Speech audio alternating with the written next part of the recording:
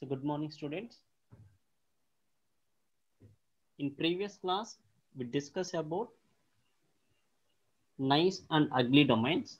In that, we complete about nice domains. In today's class, we are going to discuss about ugly domains.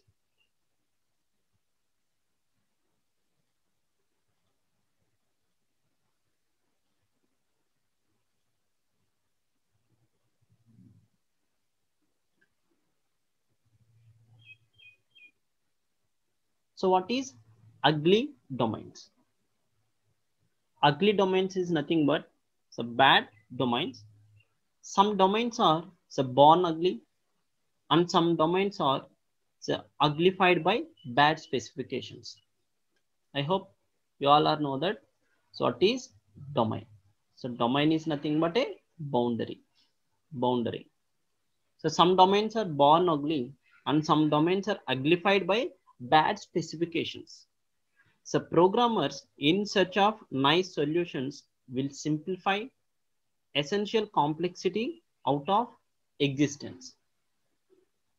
So that means this can be sometimes the bad domains can be defined because of poor specifications, and testers in search of brilliant insights will be blind to essential complexity and therefore miss important cases.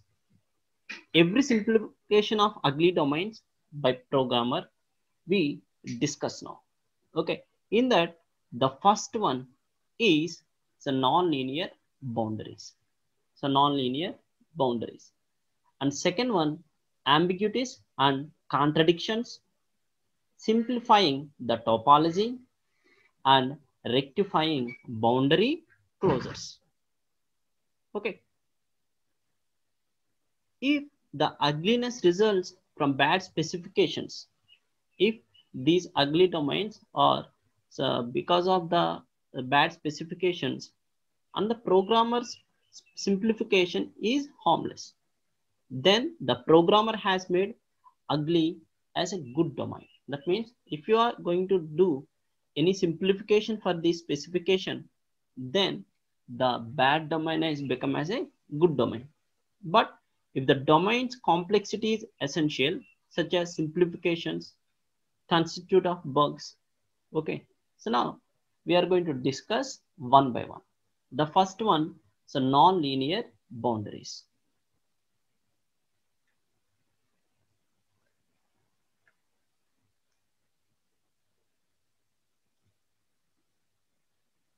So non-linear boundaries are so rare in ordinary programming.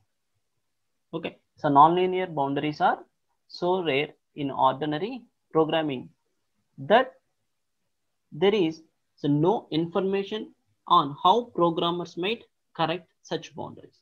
Okay, that means domain is nothing but a boundary. So this is non-linear boundaries is nothing but one boundary is here, another boundary is here. So that means these can be non-linearly. So for example, you take a less than 10. Now all the values less than 10 is the boundary. Now so a equals to 5 or a equals to 15 or a equals to 26. No, so these are the non-linear boundaries. So non-linear boundaries are so rare. Why? Because we cannot use these type of predications in our programming in ordinary programming. So that's there no information how programs might correct such boundaries. So there is essential. Okay. So next one.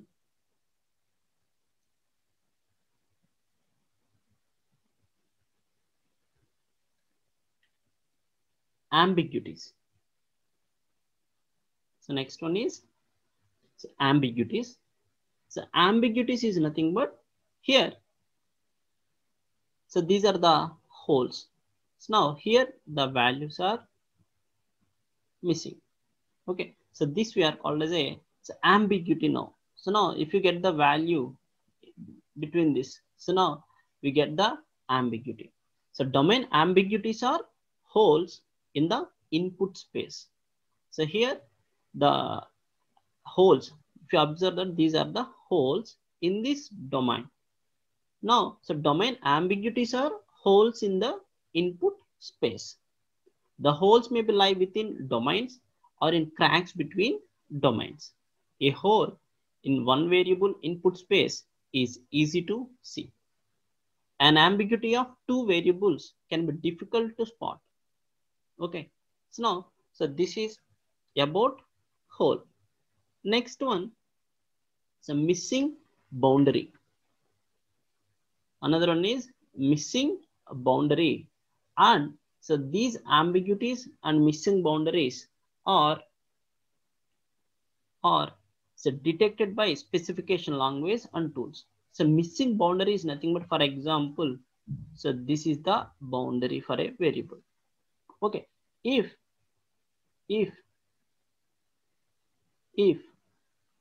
we miss the boundary like this, okay, now so this is the missing. If you observe here, there is no boundary, so this we are called as a missing boundary. So ambiguities means so holes in input vector space, and so missing boundaries, and these can be detected by specification language and tools. So next one, contradictions. Contradictions. Here contradictions means so overlapping. So contradictions means overlapping of domain specifications and closure specifications. Here, so this is the D1, so one domain, D2 is another domain, so this is the D3. Now, if you see here, so this is the overlapping. So this is the D2 and D3 are so overlapped domains. And so contradiction to closure. If you observe that these two, so D2, sorry, D1. So these two are the so contradiction, dual, closure. These are the very close here. If you observe that this value here, and similarly at the from that point only the values in the D2 also started. So this we are called as a contradiction, dual, closure. So this is about contradictions. The next one, simplifying the topology. So simplifying the topology. The programmers and testers, the reaction to complex domains is the same as simplify. There are three generic cases. One is concavity, holes, and disconnectedness. Okay, there are three generic cases. So one is concavity, holes, and disconnected pieces. So programmers introduces bugs and testers misdesign test cases by smoothing out the concavities and so filling the holes and so joining disconnected pieces. Okay, simplifying the topology means the programmer and testers so reaction to complex domains in the simplified way. So there are three generic cases: concavities, holes, and so disconnectedness. And so programmer introduces bugs. So these programmers can introduce the bugs, and testers some misdesigned test cases. Now, so smoothing out the concavities and filling the holes and joining the disconnected pieces. Now we can discuss one by one. What's the first one? Concavity. So smoothing out concavity. Now, if you observe this, so this is the boundary. So now, so these boundaries are so filled like this. Now this is the final one. Smoothing out concavity. So next, filling holes. So these are the holes. So this is the boundary. Now, so filling the holes.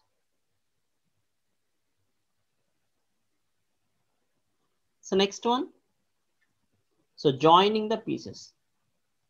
So this is the one piece, this is another piece. Now, so these two will be joined. Okay. So connect disconnected boundary segments and extend boundaries to infinity. So this is about simplifying the topology. We have three types. One is so convex, another one is holes, another one is so pieces.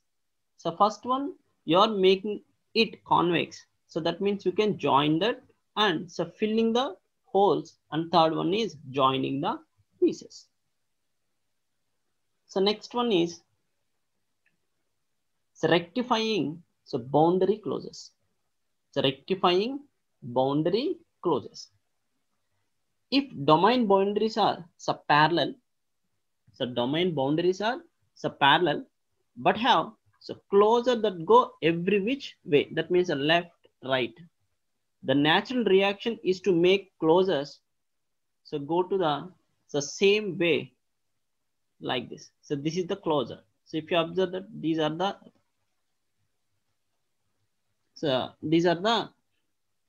boundaries, and these are the closer to go everywhere. So this is the closer to another boundaries. So now, so this can be achieved like this. So this can be made closer. So go to the similar to this diagram. Inclusion and exclusion consistency. So how we are going to rectify boundary closure? If main processing concern so one or two domains and the spaces between them are to be rejected. Okay, so this is the consistent direction. So this is the one direction, this is in another direction. Now, so all the domains in the same direction. So force a bounding hyperplane to belong to the domain. That means, so how we can rectify so boundary closures means, so make closures in one direction for a parallel boundaries with closures in both the direction. Okay, so force a bounding hyperplane to belong to the domain. So if you observe that this is the first one, so here the closures are in different directions. Now, so make closures in one direction. So for parallel boundaries with closures in both the direction. Okay, here all in the same direction. And coming to next one, so force a bounding hyperplane. So this is the plane to belongs to the a domain. So now, so all the the direction of the hypothesis is in the subdomain only. Okay. So this is about ugly domains.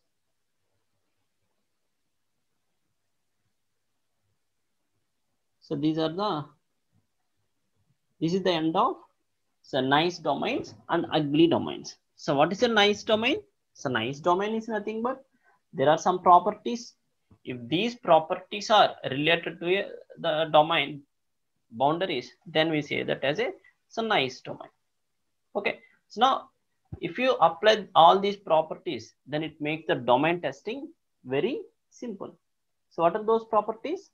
So one is two-dimensional domains and linear boundaries, so complete boundaries, systematic boundaries, orthogonal boundaries, and so closure consistency and convex domain. Simple connected domain.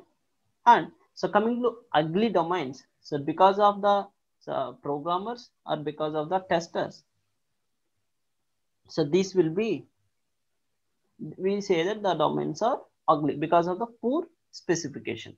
So now, so these are the different types: non-linear boundaries, ambiguities and contradictions, so simplifying the topology and rectifying boundary closures. We call these domains as a ugly domains. So we move to next topic. The next topic is domain test strategies. So here domain testing. The next topic is so domain testing. So general domain testing strategy. So the strategy, so we are going to follow to domain test. The first one is select test points near the boundaries. Near the boundaries. So what it means, for example, the boundary is like this. For example, the boundary is like this. Now, don't test for this point. You test for this point, these type of points. So the points in the boundary. Select test points near the boundary lines. Second one, so define test strategy for each possible bug related to boundary. So define test strategy now. So first one, select the test point so near the boundary. And second point is, so define test strategy for each possible bug related to boundary. The second one is test strategy. And third one, so test points for a domain useful to test its adjacent domain. The test points for a domain useful to test its adjacent domain also. So, and coming to fourth one. So why the test points for a domain useful to test its adjacent domain? So because every boundary serves at least two different domains. So test points used to check one domain can also be used to check adjacent domain. So for example, so this is the domain D1. D1. Now, so this is the domain D2. Now, if you check a test point here, if you check a test point here, so this is the green color, test point here.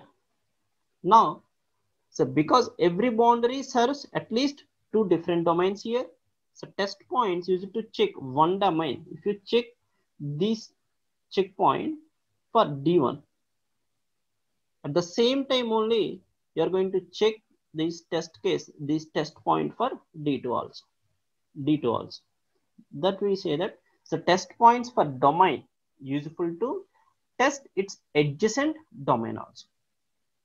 Okay, so fourth one, run the tests by post-test analysis. So determine if any boundaries are faulty and if so, how. So run these tests by post-test analysis. So after testing, analysis determines that if any boundaries are faulty and what is the reason. So run the test by post-test analysis, determine if any boundaries are faulty and if so, how. And last one, run enough tests to verify every boundary of every domain. Okay, so these are the steps you are going to follow for domain test strategy. What is the first one? Select the test points near the boundaries. That means, so domains are defined by their boundaries. Therefore, so domain testing so concentrates test points on or near boundaries. And second point, so define test strategy for each possible bug related to boundary. That means, so classify what can go wrong with boundaries, then define a test strategy for each case and pick enough points to set for all recognized kinds of boundary errors. And third one, test points for a domain useful to test its adjacent domain, because so every domain boundary serves at least so two different domains. Test points used to check one domain can also be used to check adjacent domain. And remove redundant test points also. Okay, and fourth one is so run the tests by post-test analysis. So determine if any boundaries are faulty and if so, how. So run the tests and by support post-test analysis. So that means, so after running these test cases, you are going to analyze and determine that if there is any boundaries false. If you get any boundary false, then you are going to know so why it happens.